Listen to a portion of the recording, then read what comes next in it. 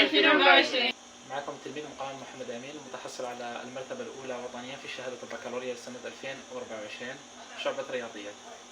السلام عليكم، معكم ربيع كاميليا متحصل على شهادة البكالوريا 19.20 شعبة رياضيات في ثانوية الرياضيات. حبيت نقول لكم كلمة المقبلين على اجتياز شهادة البكالوريا تاع العام الجاي.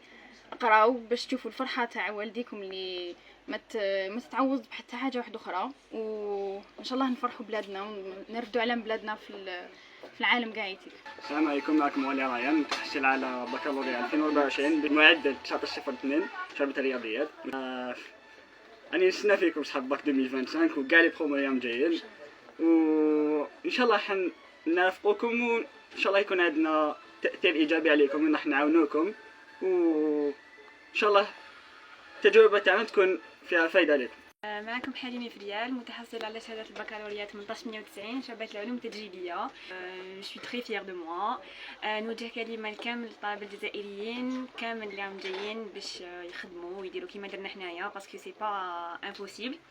اي فوالا ان شاء الله نطلعوا بلادنا لفوقها باسكو نحبوها. ايضا المتفوقين في شهادة البكالوريا سنة 2024 ولا في جميع السنوات، ننصحهم بأنهم يواصلوا في هذا التفوق وأنهم يكملوا كما على هذا المنوال.